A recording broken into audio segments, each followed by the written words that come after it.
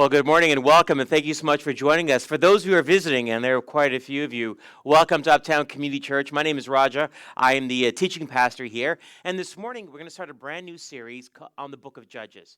So, fun fact: a couple of months ago, I knew that the Lord had led me to do a series on this book, but honestly, it just frightened me.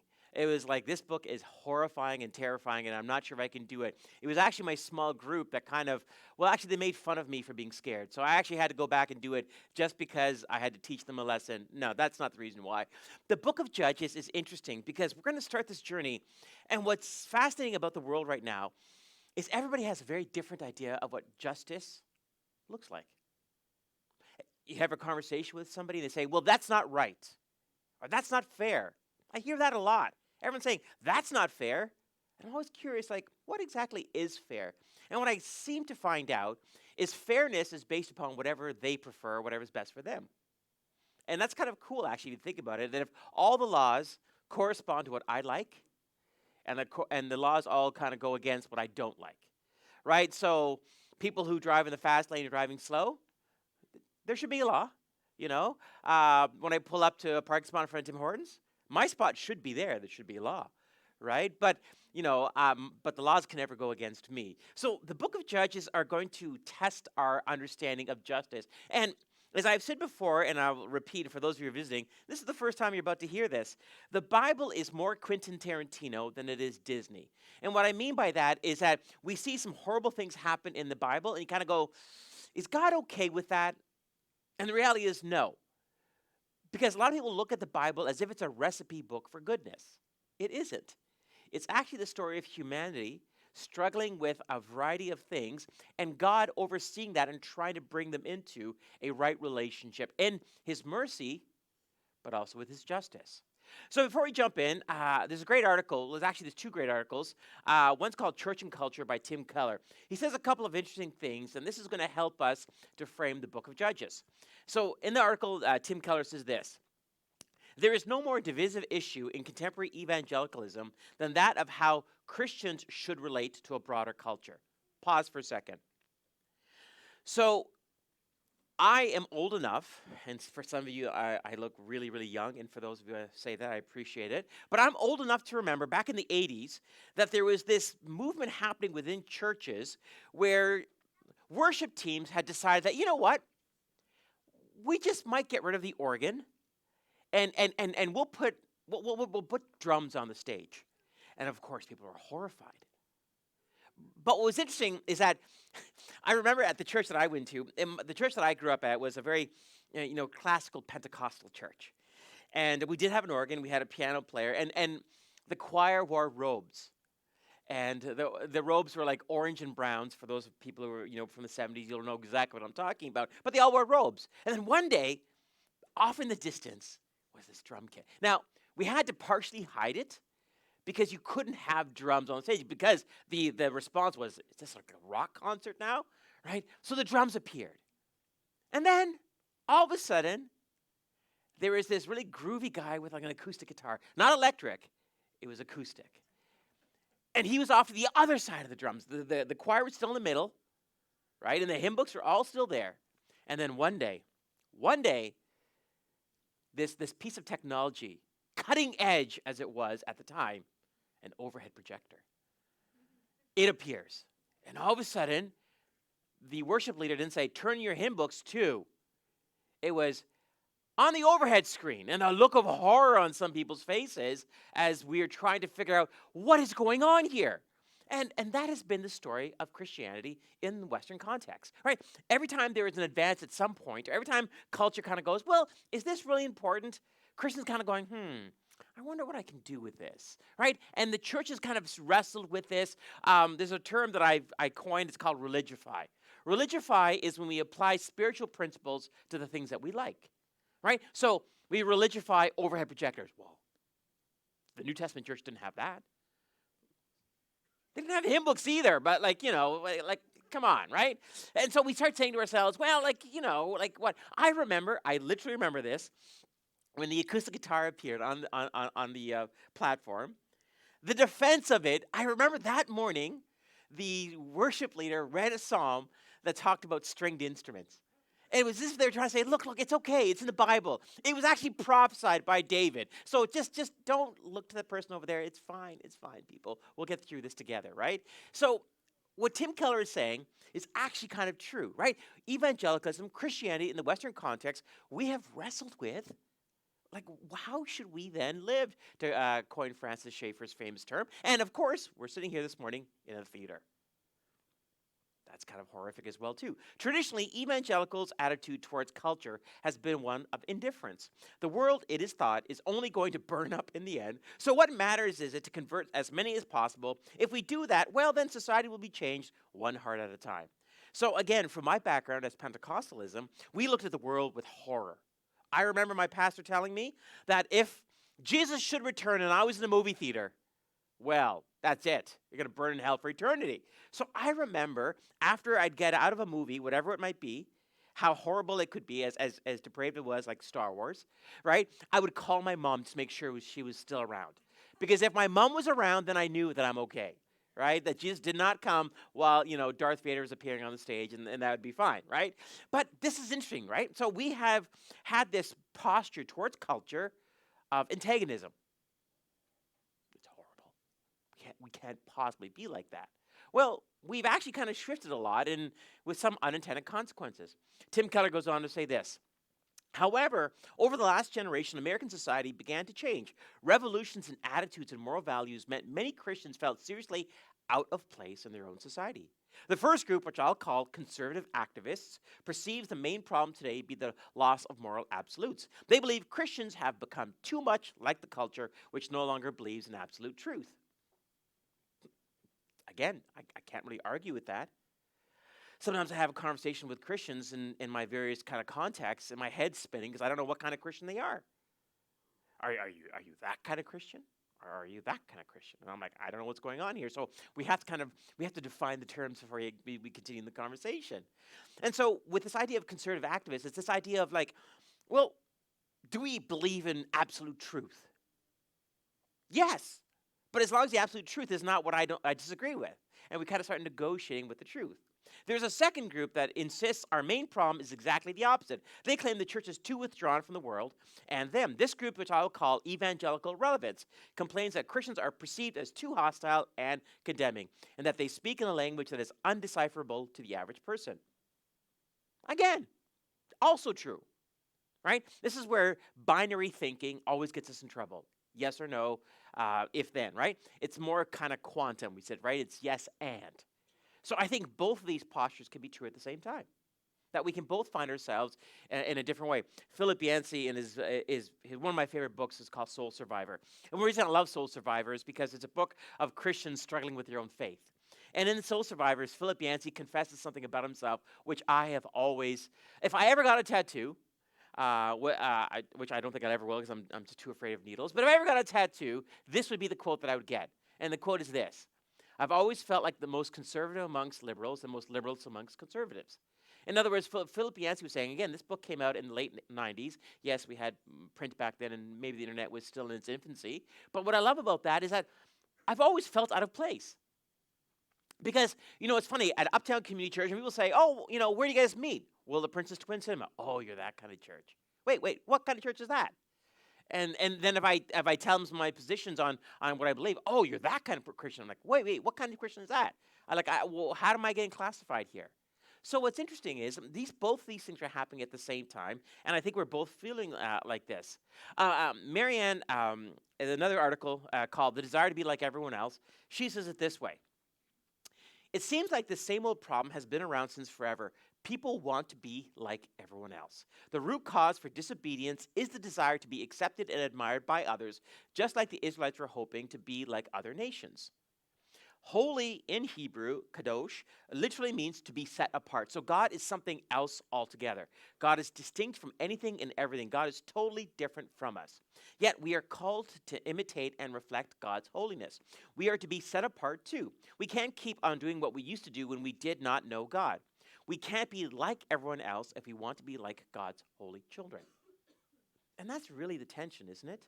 Whether you're in school or work, friends or family, what does it mean to be a Christ follower, and how do I exemplify that in such a way that I'm authentic or true to what the gospel is, but also not maybe perhaps tripping over some cultural landmines as well too. And I don't know if anybody gets this right, just to be clear. But it's interesting that sometimes I think our culture today, we don't even think about this tension anymore. We don't even ask ourselves, is this the issue? A famous Canadian, well, actually, not really a famous Canadian, but a Canadian nonetheless, who put together a famous statement called "The Medium is the Message." A guy by the name of Marshall McLuhan. Marshall McLuhan said that how you say something is absolutely as important as what you say. Kind of true, right? So what we say is either authentic or inauthentic to who we are by how we behave. So what's interesting is Christians on social media can say and act in a certain way, and people are like, this is kind of horrific, right? Like we are attacking, we are using language, we are talking such a ways. It's like, I don't know if I see Jesus in this. But then that same person could be at church on Sunday singing about the holiness of God. And you're like, wait, there's a real disconnect happening here.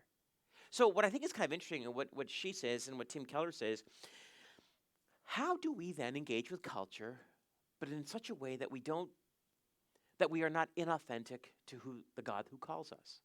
Now, the reason we're having this conversation is because when we look at the book of Judges, this is going to be the problem with the Israelites. And the one things with the Old Testament, and we talk about this at Uptown Community Church, is the Bible was written first to Jewish people. It's an ancient Middle Eastern context. And so as we go through the book of Judges, a couple of things you're going to see, what we're going to read, you're going to be kind of horrified. You're like, that's terrible. How could they do this? Why would God's people do this? Well, there's a reason, and we'll talk about that. We'll unpack that in a second. But the other thing, too, though, is when you think about these Israelites and you think about the journey that they've had from Egypt to the Promised Land, and again, entering into the Promised Land and realizing, oh, it's occupied, then what happens next? So the question we're going to ask ourselves this morning as we kind of go through the prologue or just the background for the book of Judges is, what would you do to fit in? I had a whole slide on this and I actually deleted it, but it was about this idea of a lot of Western Christianity kind of operates from a deep insecurity. Now, what I mean by that is our churches today, sometimes when I've sat on many leadership committees or network teams, or I've gone to conferences where like there's 17,000 people and they bring in like the best speakers and the best worship band. Like we had when Michael W. Smith walks on stage with Gungor, you've kind of hit the peak of Christianity right there, right? And so I've been to these places, and every one of these conversations kind of go the same way. Our churches are emptying out. What do we need to do to get people back into our churches? I know. Let's put a McDonald's Playland. That'll get people in. I know. How about some really great coffee and a barista? And what if everyone smiled, a really creepy kind of smile when you walked in? And I know. Let's put people with vests in the parking lot. That's going to get people, because apparently parking and road rage is a thing that happens in Canada. So let's get that happening as well too. So we've all asked these questions because the reality is, the church has to justify its existence. Because if the church doesn't exist, then how does the pastor get paid? See, you're only here for me, and I thank you for that, but that's really about it, right? You are an extension of my ego, so I appreciate you all being here this morning. I'm being facetious, but not that much. What we have to say to ourselves is, what will we do to fit in as Christians? So now we say stuff like this. Well, we're a cool church. Our pastor has a tattoo. Or he's good looking, or he's white and tall. I don't know. What do we say to people to say, come to my church? Or the worship's fantastic. We have lights. We have this and that, and then we have like what do we say to people to come to church? But what's interesting is, and it's not really about Jesus or the Holy Spirit anymore. It's not about transformation. It's not about Christian maturity. It's just, please come. Please sit in the chairs. And if you're able to, maybe if you could drop a couple of bucks, that'd be great too. Because, we got to keep this thing going. So the church over the last, couple of years, especially after the pandemic, we have to justify our existence. So the question we're going to ask this morning is, what would you do to fit in? like, what would you do to fit in, to get people to come to be a part of whatever you're a part of? And that's kind of an interesting question. So let me start off by talking a little bit about the background of the book of Judges, because we're going to go through the book of Judges. And some weeks, we're going to look at 3 judges in 1 week, because some of these judges, they only get a couple of verses. Others, they get a couple of chapters. So we're going to let the book of Judges give us pacing on how we look at it. But the book of Judges gives us a very interesting kind of context. As you know, I study a lot of rabbinic commentators when I study the Old Testament. I'm very interested of how the Jewish people or how Jewish writers view this piece of their history. And the book of Judges is actually kind of interesting because even the rabbinic commentators are kind of uncomfortable with the book of Judges. Because we get the triumphalism of the book of Exodus, right? God in his power shows up and frees the Israelites from Egypt. And then they march across, and the book of Joshua is a book of conquest, right? You cross over the Jordan and you start taking, Jericho and the other ones, right? And the book of Judges is kind of like a oops, because it doesn't really kind of flow on, right? So the last part of the book of Judges says this: the people of Israel served the Lord throughout the lifetime of Joshua and the elders who outlived him, those who had personally experienced all of that the Lord had done for Israel. Now, why this is interesting is this is a great epitaph. In other words, way to go, everyone. We serve the Lord in the life of, Joshua and those who personally experienced. Now, what I love about this is the writer says personally experienced. That's kind of an interesting phrase, isn't it? Because sometimes when you talk to a Christian, you kind of wonder if they have personally experienced God. Now, that's an interesting question because what does that actually even mean? How does that actually play out? And that's a different conversation. But the writer of Joshua thought it's important enough to say this. Why? Because the book of Judges is about to come, and they need to understand that it's not Joshua's fault. Okay, what happens to Israel, it's not his fault, right? Because the book of Judges starts off with after the death of Joshua. You know, the old joke they say about a politician or a political party that gets voted in. They say you should write 3 envelopes, right? The first envelope is you blame the preceding party you took over. Well, it was their mess we're trying to clean up. The second envelope is, well, we're just trying to figure things out.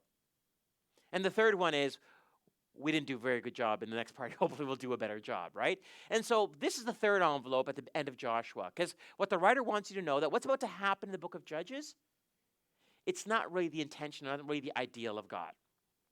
Again, one of the quotes from the video is from Tim Keller. The book of Judges shows us the Bible is not a book of virtues. It is not full of inspirational stories. Why? Because the Bible, unlike the books on which other religions are based, is not about following moral examples. It's about a God of mercy and long-suffering who continually works in and through us despite our constant resistance to his purposes. And this is what you're going to see in the book of Judges. You're going to see a people constantly reevaluating who and what they are to Yahweh. Do we actually believe what we say we do? And then if not, what does it look like? So what you're going to see is you're going to see a pattern in the first couple of chapters, and I'm going to highlight what this is. Verse 19 of chapter 1. The Lord was with the people of Judah, and they took possession of the hill country, but they failed to drive out the people living in the plains who had iron chariots. Verse 21. The tribe of Benjamin, however, failed to drive out the Jebusites who were living in Jerusalem. So to this day, the Jebusites live in Jerusalem among the people of Benjamin. There's a pattern.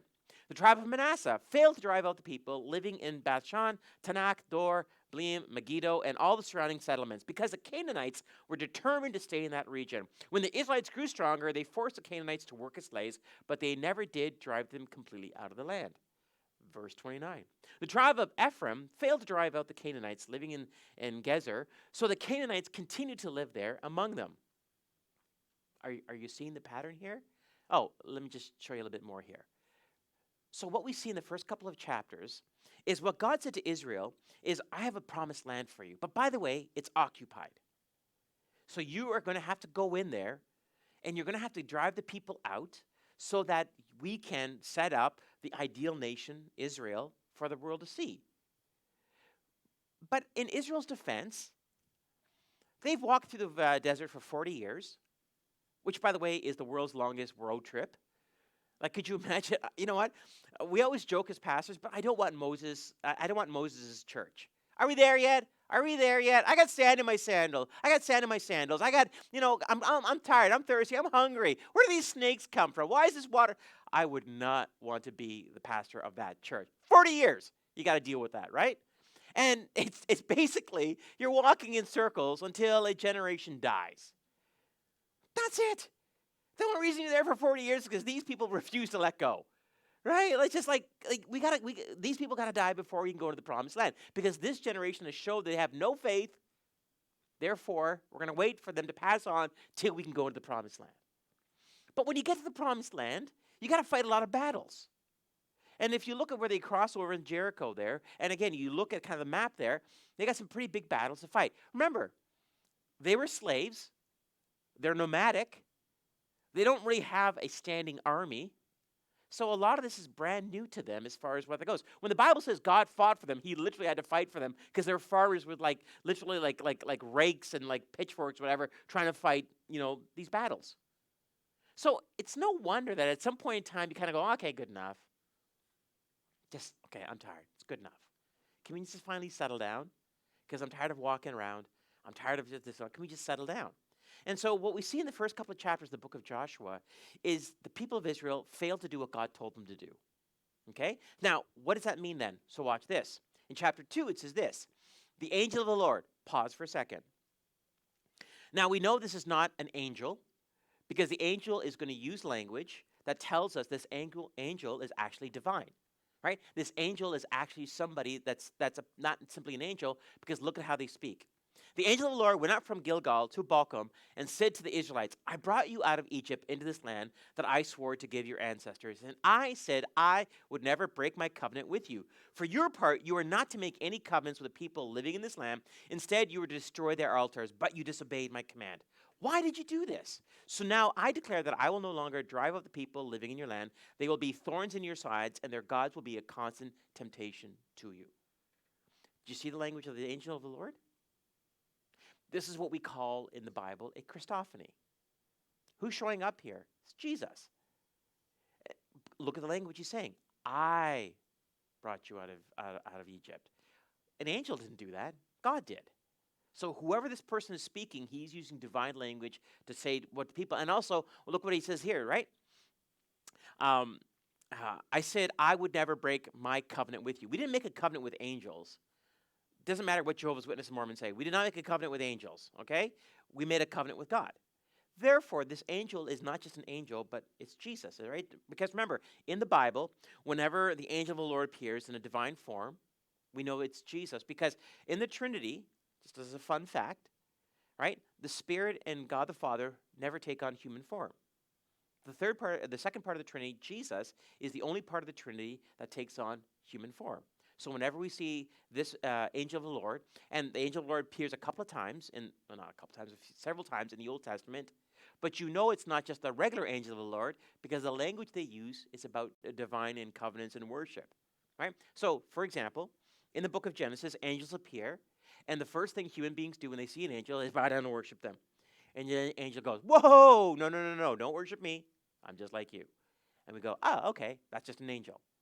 Other times, an angel appears, and then they go, we're gonna offer a sacrifice. And the angel's like, okay. They go, oh, all right. This is not just an angel. So you get that kind of classification. So in chapter 2 here, Jesus appears to the Israelites and says, hey, by the way, I think we had this conversation. Right? I think we had this conversation. And go back to the book of Deuteronomy, and again, Moses' final sermon to the people of Israel. We had this conversation, people. Right?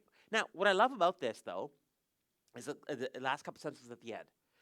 So now I declare that I will no longer drive out the people living in your land. They will be thorns in your sides, and their gods will be, what? A constant temptation to you.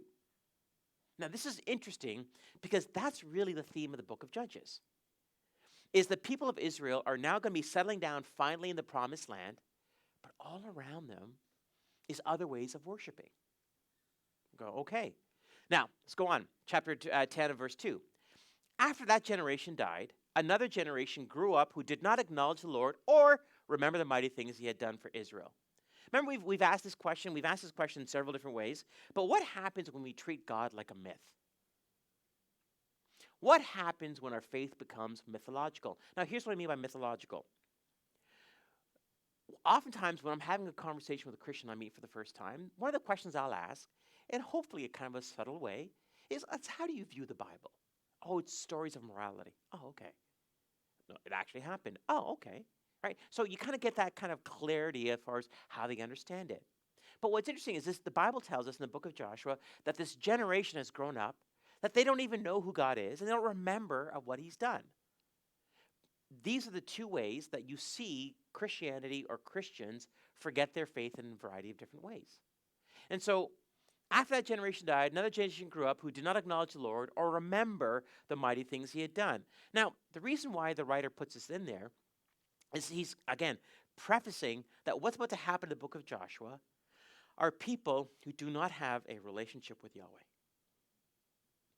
The laws, all the things that God had done to bring Israel out of Egypt, in the promised land, Jericho, all the miracles, those are just stories that grandma and grandpa tell. Right? Those are just stories that people talk about. That's not actually true. That didn't actually happen. Which, by the way, is the first step in taking your faith and making it more about culture and what you desire than it is about God desires. Now, verse 11 to 15 says this: the Israelites did evil in the Lord's sight and served the images of Baal. They abandoned the Lord, the God of their ancestors, who had brought them out of Egypt. They went after other gods, worshiping the gods of the people around them, and they angered the Lord. They abandoned the Lord to serve Baal and the images of Ashereth. This made the Lord burn with anger against Israel, so he handed them over to raiders who stole their possessions. He turned them over to their enemies all around, and they were no longer able to resist them. Every time Israel went out to battle, the Lord fought against them, causing them to be defeated, just as he had warned, and the people were in great distress. Now, what's interesting here is that what we see here, and again, the prologue for the book of Judges is giving us a pretty bleak spiritual and moral picture of the Israelites. Right? And you see this and you're reading this and you're kind of going, man, they just really have completely abandoned Yahweh. Now, look at chapter 3. Verse 4 of chapter 3 says this: these people were left to test the Israelites to see whether they would obey the commands the Lord had given them to their ancestors through Moses. Verse 5 and 6. So the people of Israel lived among the Canaanites, Hittites, Amorites, Perizzites, Hivites, and Jebusites, and they intermarried with them. Israel's sons and married their daughters, and Israelites' daughters were given in marriage to their sons, and the Israelites served their gods. This is the preface to the book of Judges. Now, one of the interesting things when we talk about this idea of justice today, or when we talk about what's fair, you ever had a conversation with somebody about what is fair, what's not fair? And again, people love to tell us on social media what they think is fair and what they don't think is fair. Of course, absolutely. People are entitled to their opinions. But what's interesting about this is that when you look through the book of Judges, God has asked a very specific thing about a people group. Now, because of our culture today, we are very sensitive to people groups. Rightfully so. But we have to ask ourselves, and this is actually what's kind of interesting, is in our culture right now, there are some collisions of these different narratives, because on one hand, you want to preserve the groups of this group, but this group's claims also are kind of hinging on this group's, and then it's like, okay, so how do we actually navigate all of these competing narratives? Kind of an interesting question. Now, what's interesting about the book of Judges, you may not know this, but it spans about 350 years. Now, depending on which commentator, some people say between 350 and 410 years. Doesn't matter. It's a long time, right? And what's interesting is, in the book of Judges, there's a pattern that's going to emerge. Lindsay Bograms kind of summarizes it this way. The book of Judges has a repetitive pattern. It goes something like, the people abandon God with disbelief and worshiping false gods. God gets angry and punishes the people. The people cry for God's help. God raises up a deliverer or judge. The people repent and turn back to God. The people fall back into sin, and the cycle repeats. This is the cycle of the book of Judges. And throughout the book of Judges, we're going to meet the different judges. Just so you know, there's only a few of them. There's not as many as you might think. And they reign, or they give us a certain time period that they're going to have. And we're going to encounter all of these judges. And we're going to encounter all these judges. Some of them we're going to encounter a few at a time. And some, again, like I said, we're going to say a long time with. Now, one of the things that kind of bumps people about the Bible, especially the Old Testament, is this: God seems really angry. God seems kind of bloodthirsty. And to be honest with you, in our Western sanitized culture, this is something that really can really kind of mess with people because I literally had a conversation with somebody about 2 weeks ago about this, and she told me that one of the reasons she left church is because, again, it was just the angry God motif that was kind of constantly put forward. And again, I like from her interpretation or what she was looking at, that I get it. And so we ask ourselves this question of like, why is God angry all the time? Right? Like, why can we not just all get along? And again, in our culture today, we really are told that really like all religions are the same. And I always find that kind of an interesting statement. I'm like, really? All religions are the same, eh? Okay, let's talk about that. Let's unpack that. Tell me what you know about this religion. It's all about love. No, it's not. Well, yes, it is. No, look at their scripture. Don't take my word for it. Look how they define their religion. It's not about love. Um, there's a guy right now, Rainn Wilson. You know him as Dwight Schrute from The Office. He just wrote a book called Soul Boom or something stupid like that. Anyways, he wrote this book about we need a spiritual revolution. That caught my attention. And so I looked for an interview with him, and he was talking about his book.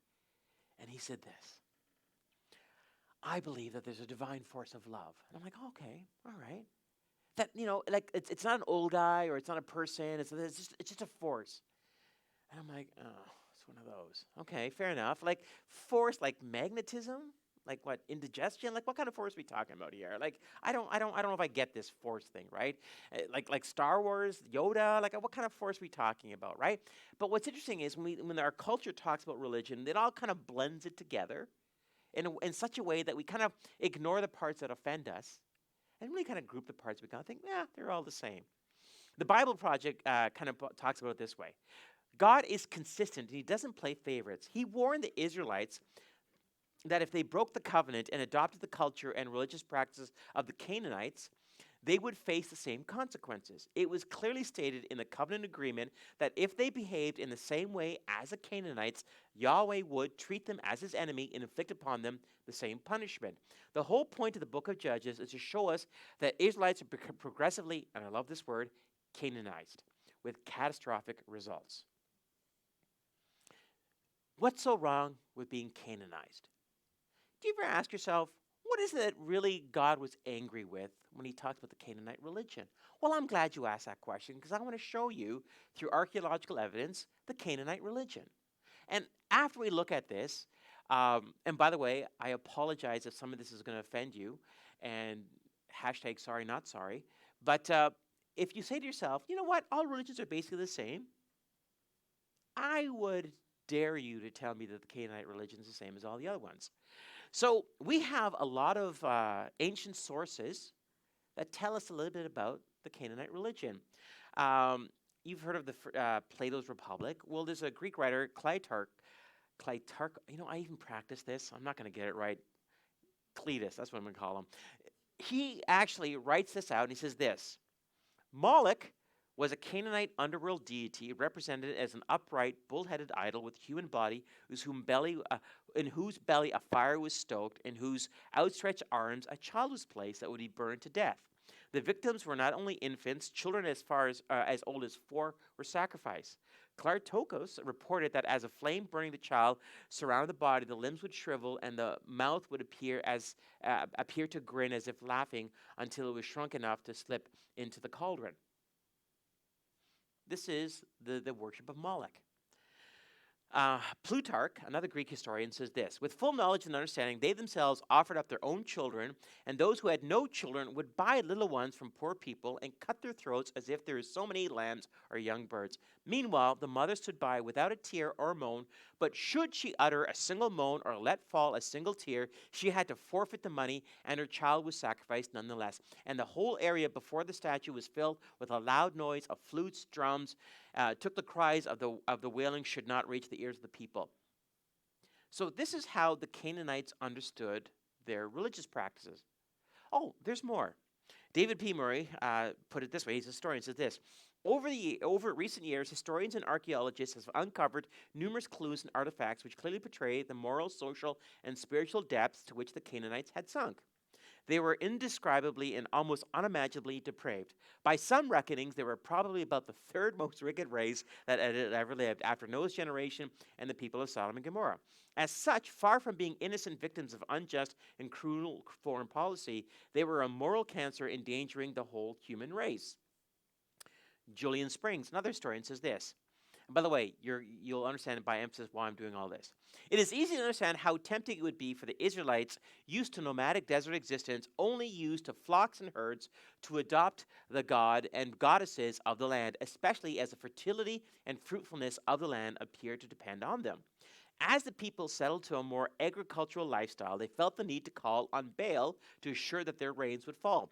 It is also likely that the nomadic Israelites felt inferior. What would you do to fit in? To the well-developed society of the Canaanites. They continued to worship Yahweh, who is considered only as one of the many gods, the gods of Israel.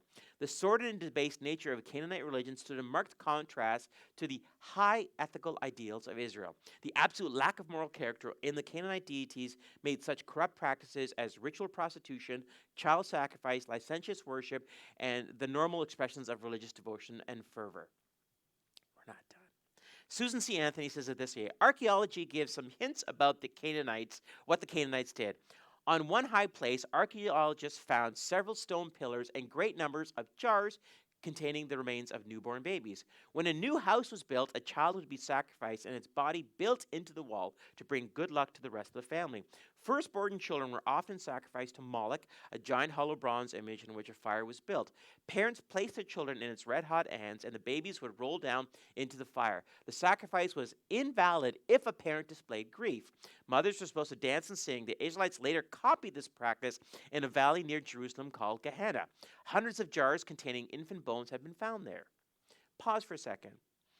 The gospel writers, when they're trying to describe hell, they use Gehenna as a reference point. Whatever hell is, whatever we think of the most evil things that hell has, what's the most evil thing I can think of? Oh, I know, Gehenna, where they sacrifice children. But Susan Anthony does say something interesting here, and I'm going to show you the secondary part, and yes, we'll be done this section of it. There was a great deal of sexual sin among the Canaanites. They believed that cultic prostitution was important to encourage their gods, Baal and Asherah, to mate so the land would be fertile and rain would come. VD may have been rampant. Many young people forced into prostitution were abused to the point of death. Even the surrounding pagan nations were appalled by the Canaanite religious practices. But here's the thing she puts towards the end of her essay on the Canaanite religion. This seems horrible, but is our culture superior? That's kind of the interesting point, right?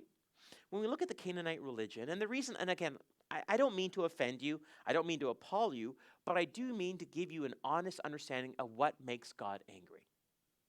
So if I said to you, when people say to me, well, you know, God's bloodthirsty, I said, oh, you're into child prostitution, are you? Whoa, whoa, whoa, whoa. I didn't say that. Oh, you're into child sacrifice. Wait, what? No, that's terrible.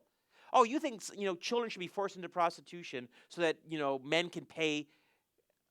No. So why do you think God's okay with that? Wait, what? Let's take a look at the Canaanite religion. Again, this is the religion that God was most appalled by. But just so you know, the nations all around the Canaanites, they were appalled by it too. Like, the Canaanites had sunk to such a low level of depravity. Now, can you imagine God? And when the one commentator said that whatever you think of the Jewish Old Testament, however you understand it, it was what was considered, especially in the ancient world, a very high ethical standard. And it's absolutely true. When you look at, again, we've done this at UCC, but when you look at the Old Testament as far as a moral code, it is far above the Egyptian, Babylonian, Assyrian, Mesopotamian. It is far exceeds that. Because there's one piece of the moral ethical code for the Israelites that was different than every other nation. The stranger. How do you treat the stranger? You don't treat them any different than you would treat those who are not strangers. And that was interesting because a stranger was fair game to a culture. If you came into a country and they could tell that you were not a citizen or an ethnically part of that, fair game. Fair game. But the Israelites were not allowed to. It's a high, high ethical standard that the rest of the nations didn't have. Remember what God says? Remember we looked at this in a couple weeks ago when we looked at this series about this idea of justice? Remember what God says about his justice? My justice will be a light to the nations. How we treat others, how we treat one another will be a light to the nations. Now, why I think what Susan Anthony is saying is very interesting here is because I do believe our culture has moved into a part of depravity that I think is almost unheard of even 30 years ago. For those of you who perhaps might be older, you can be looking around going, how is it possible that we are saying that this is okay when we've kind of figured out this was not okay this long ago? We have moved rapidly in such a direction, and I would say 2014, Jonathan Haidt in the book Coddling of the American Mind would actually, him and his co-author would say 2014 was kind of this benchmark for it. But we are shifting quite quickly into parts where you're like, I don't understand this. And what's interesting to me is the people who are bearing the brunt of these moral shifts, women and children. Isn't it interesting how we guys always seem to kind of get scot-free out of these stuff? Do you think it's an accident? I'm not paranoid, nor am I a, what do you call those people who are look at conspiracy theorists? Thank you, Mitch. I'm not a conspiracy theorist, but I always find it interesting that all these shifts that are taking place, who bear the brunt of it the most? It's women and children. And I would say especially children today. There's an amazing book I recommend all of you read. It's by a guy named Neil Postman. It's a book called Disappearance of Childhood.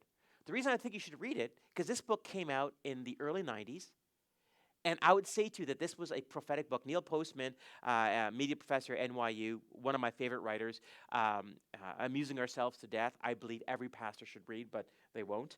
But Disappearance of Childhood, back in the early 90s, Neil Postman says this in his book. We created childhood as a special place, and this is what marked civilization. Because remember, children previous to this would work in mines. Like children would go to factories to work. But all of a sudden we realize, wait a minute, you know what? Children and childhood should be special. That there is knowledge that children shouldn't have because they're not ready for it. And by the way, for those of us who are into developmental psychology, we go, absolutely. And so childhood was created as a special time for children to develop in a safe way, but to recognize what they were. And again, please understand, this is the early 90s. Neil Postman says that there is now a movement to shrink childhood. Ta-da! We're here, people. We are here. Where people are exposing children to things that, again, developmentally, they're not ready for. Okay, so that's where my filter just kicked in, and I'm going to pause there. Point simply is this. We can look at the Canaanite religion, and everything I shared to you, we kind of go, wow, those Canaanites are really horrible people. But Susan C. Anthony says it the same way. Are we any better today? And I have to kind of agree with her. That our culture has come to the point now where the depravity and the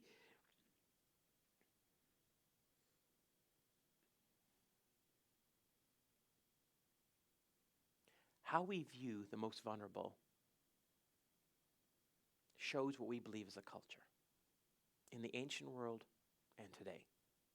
So the book of Judges isn't this abstract idea as we're going to walk through it. It's actually something that I think that we are all going to understand. Now, just so you know, God knew about the Canaanites even before the Israelites knew about the Canaanites. If you go back to Genesis chapter 15, there's a funny phrase, we talk about it, but I actually didn't touch on it because I didn't want to reveal to you where I was going. But remember when God makes a covenant with Abram? And he says, by the way, after 4 generations, your descendants will return here to this land, for the sin of the Amorites, which, by the way, at that time they were called Amorites, but they become Canaanites, did not yet warrant their destruction. Joshua chapter 2. Before the spies went to sleep that night, Rahab went to the roof to talk with them. I know the Lord has given you this land, she told them. We are all afraid of you. Everyone in the land is living in terror, for we have heard how the Lord made a dry path for you through the Red Sea when you left Egypt. And we know what you did to Shiloh and Og, the two Amorite kings east of the Jordan River, whose people you completely destroyed. Now, no wonder our hearts have melted in fear. No one has the courage to fight after hearing such things. For the Lord your God is the supreme God of the heavens, above the earth below. So, who is Rahab? Rahab was a prostitute. Prostitution didn't exist back then as it does today, in the sense of like she's just trying to make some money. Prostitution was always associated with a temple. Yes, she would make money, but it was always ritual, it was always religious. Rahab, a Canaanite, raised up in Canaanite ways, is saying something to the spies that go into Jericho. We know your God is above our gods. Because what your God did, our gods have not even close to doing. Your God fights for you. Our God desires our lives. Your God goes before you and prepares a way. Your God feeds you from the sky. Bread falls from the sky. And for all of you gluten intolerant people, I know it's a horrifying idea, but bread is falling from the sky. Our God doesn't do that. Our God requires blood. Our God requires our firstborn child. I can't imagine giving anyone my children to sacrifice. My oldest child, who is here this morning, is very annoying. But I'm only allowed to say that. I love her to death. Not to death. I love her. That last statement should not be made there. And if you ever tried to hurt her, I'm not a pacifist, just to be clear. Okay? I'm not.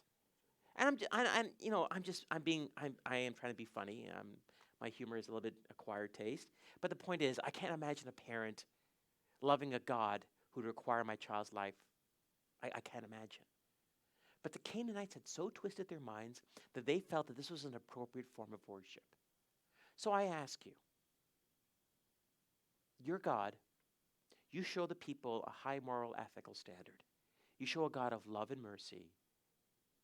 But you know what's interesting about this idea of the vulnerable, the women and children? It's always about desire. It's always about desire.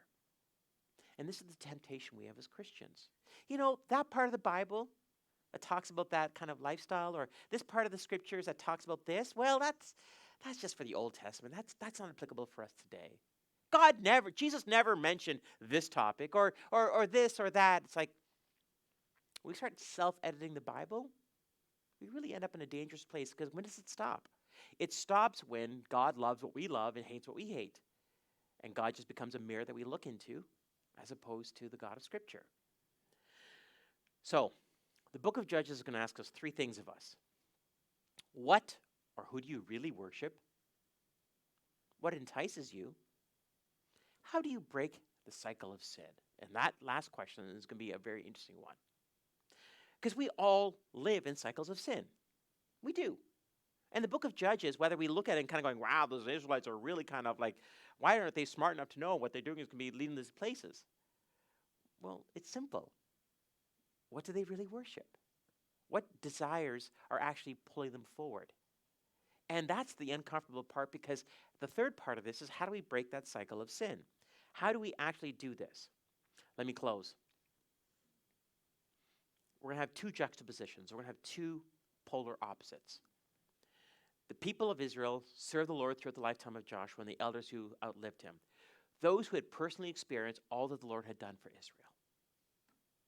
And I think what's really important there, and I've highlighted it for you, is if you've personally experienced salvation, if you've personally experienced God and his voice in your life and his working and his moving, and please understand something, this personal experience, it usually comes with tears. It usually comes with pain, and it comes with suffering. But in that is a refining, is a maturing. But on the other side of it, after that generation died, another generation grew up who did not acknowledge the Lord or remember the mighty things he had done for Israel. This is what the book of Judges is going to show for us. On the one hand, culture, society, people, they can go this way. But if this idea of holy, to be set apart, if God is set apart from all of us as well too, his way is different than everybody else's way. And to follow his way means that we are going to be out of step with culture. Now, back in the 1950s, it can be argued that Christianity could have been the center of culture, and by being a Christian, it was politically advantageous because everybody's a Christian. As we continue to move forward in history, Christianity has moved and is moving towards the peripheral of culture. As I have said before, and I'll say again, I like it on the fringe. Some weird people there, but I like it out there because the gospel is no longer held captive by society. And we can talk about authenticity of the gospel and the cross and salvation and maturity and all that. That's really on fringe conversation. Those who have personally experienced God, the power of God, transformation, and again, and all of that, and those who no longer remember. Those who don't acknowledge and those who don't remember. Well, the book of Judges is what happens when the people who don't remember try to live for God. And that's where the book of Judges comes in. Let's bow our heads.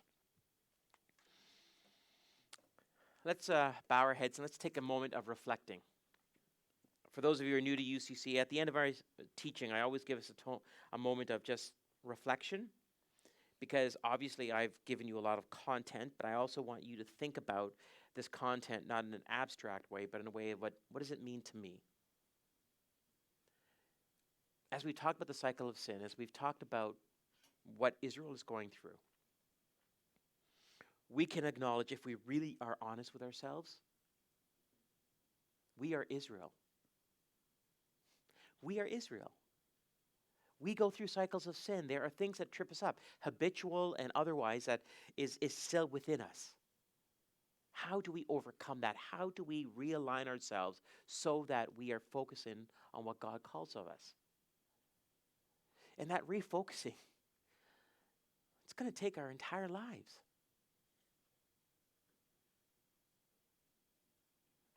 The book of Judges isn't an abstract theological conversation. It is a very personal, because as we look through the book of Judges, it is going to get personal.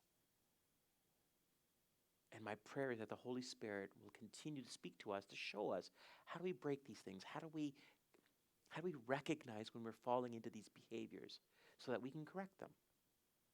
In a moment, the worship team is going to come. It's going to lead us through like the first verse of the next song. We're celebrating communion this morning. And for those of you who might be new to UCC, I'm going to teach you how to use this little thing. But if you did not get a communion kit when you came in, during worship, just put your hand up and Gabe will come around and make sure you get one so we can celebrate communion together. So our worship team is going to lead us through the first verse, then I'm going to come up and we'll do communion together.